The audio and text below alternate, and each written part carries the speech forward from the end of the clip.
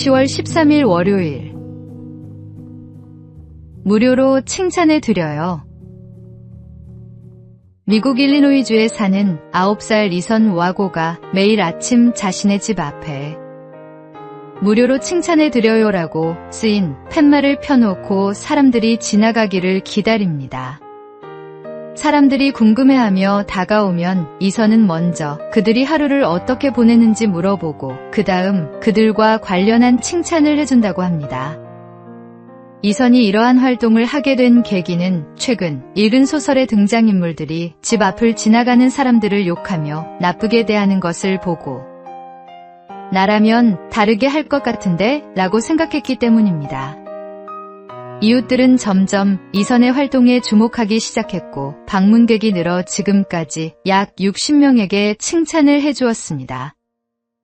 누군가에게 건네는 작은 칭찬과 격려는 단순한 말이 아니라 하나님의 사랑을 전하는 씨앗이 될 수 있습니다.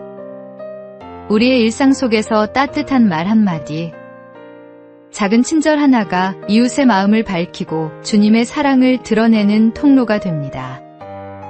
그러므로 오늘도 우리에게 주어진 자리에서 칭찬과 격려의 언어로 하나님 나라를 넓혀가는 삶을 살아야 하겠습니다. 오늘의 말씀. 선한 말은 꿀송이 같아서 마음에 달고 뼈에 양약이 되느니라. 오늘의 만나.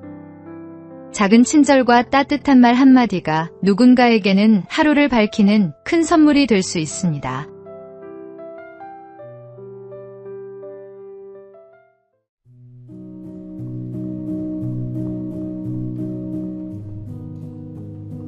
(10월 14일) 화요일. 생각하는 시간. 어느 연구소 소장이 늦은 밤 실험실을 둘러보고 있었습니다.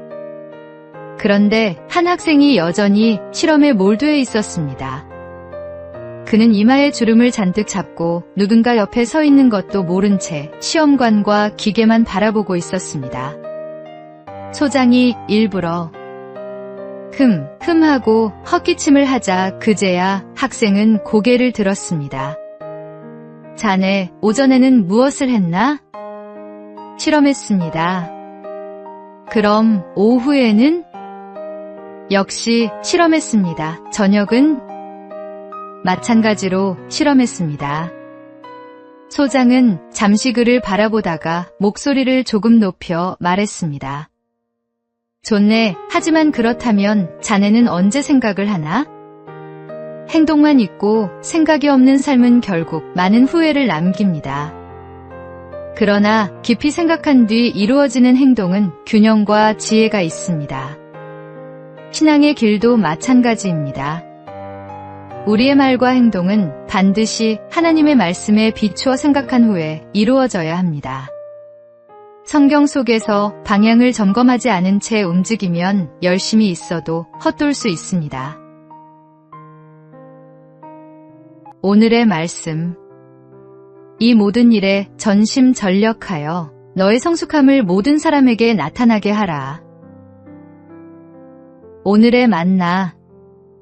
바쁜 일상 속에서도 잠시 멈추어 말씀 안에서 생각을 정리하는 지혜로운 삶을 살아가십시오.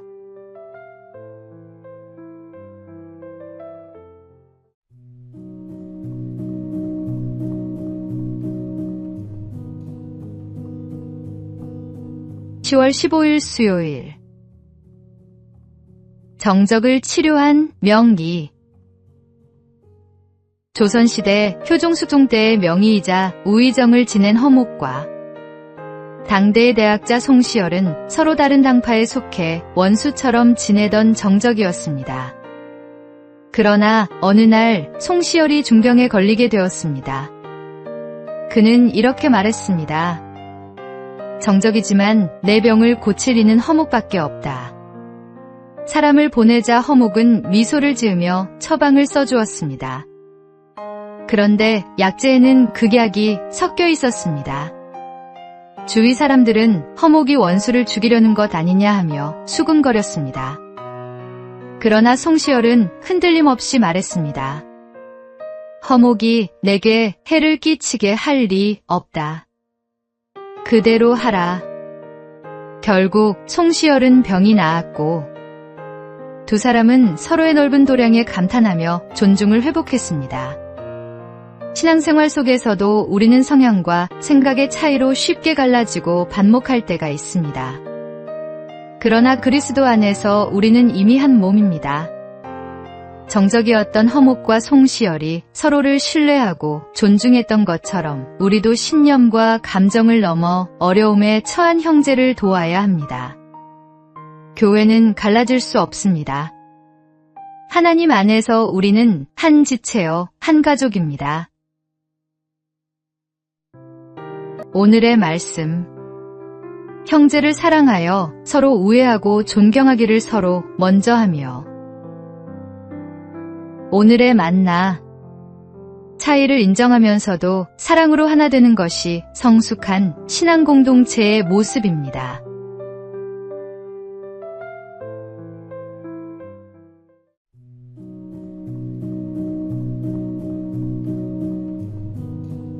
(10월 16일) 목요일.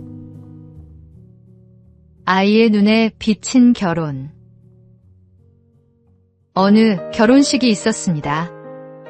추가객들 앞에서 서 있는 신랑과 신부는 더없이 행복해 보였습니다. 예식이 끝나고 신혼여행을 떠나는 두 사람을 향해 하객들도 환하게 웃으며 축복을 보냈습니다. 그때 사람들 사이에 있던 한 꼬마 아이가 엄마에게 속삭였습니다. 엄마, 결혼이 뭐예요? 엄마는 웃으며 대답했습니다. 결혼은 남자와 여자가 서로 사랑해서 함께 살기로 약속하는 거란다. 결혼하면 싸우지 않고 서로 이해하고 잘못을 감싸주고 힘든 일도 나누며 도와주는 거야. 그러자 아이가 진지하게 말했습니다. 그러면 엄마 아빠는 아직 결혼 안 했나 봐요. 거짓을 모르는 아이의 눈은 있는 그대로를 비춥니다. 아이의 눈에 비친 부모의 모습이 바로 진짜 결혼 생활의 증거입니다. 사랑과 이해, 용서와 섬김이 없는 결혼은 이름뿐인 결혼일 수 있습니다. 아이들의 눈에도 부끄럽지 않은 가정.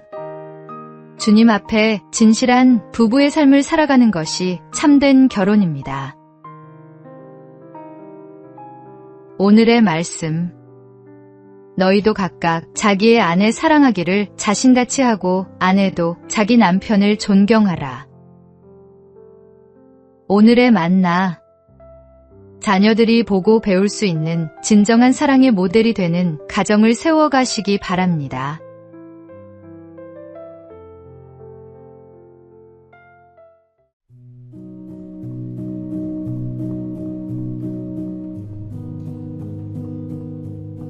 (10월 17일) 금요일. 습관의 힘.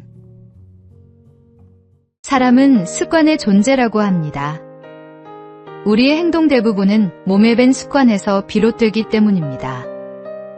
문제는 좋은 습관보다 나쁜 습관에 훨씬 쉽게 물든다는 것입니다. 그 습관은 타고난 좋은 성품마저도 무너뜨릴 수 있습니다. 독일의 한 작가 에리히 캐스트너가 그의 친구와 장거리 기차 여행을 할 때의 일화입니다. 피곤에 지친 친구가 의자에 기대어 곤히 잠들었는데 갑자기 벌떡 일어나더니 외쳤습니다. 큰일 날 뻔했네. 하마터면 수면제를 먹는 걸 잊을 뻔했어. 그리고는 황급히 약을 삼키고 다시 잠들었다고 합니다. 습관은 이처럼 우리의 삶을 무의식적으로 지배합니다. 손찌검하는 습관, 거친 언어를 사용하는 습관. 남을 쉽게 판단하는 습관은 자신뿐 아니라 주변까지도 상처 입힙니다. 반대로 선한 습관은 우리의 삶을 세우고 다른 이들에게 생명을 불어넣습니다. 혹시 지금 당신의 삶에도 고쳐야 할 습관이 있습니까? 그렇다면 오늘이 바로 변화의 날입니다. 사도 바울의 고백처럼 내가 무엇에든지 얽매이지 아니하리라는 결단으로 나쁜 습관에서 벗어나 주님 안에서 자유롭고 경건한 습관을 세워가야 하겠습니다. 오늘의 말씀. 모든 것이 내게 가하나 다 유익한 것이 아니요. 모든 것이 내게 가하나 내가 무엇에든지 얽매이지 아니하리라. 오늘의 만나. 나쁜 습관을 선한 습관으로 바꾸려는 결단 뒤에 하나님의 놀라운 복이 기다리고 있습니다.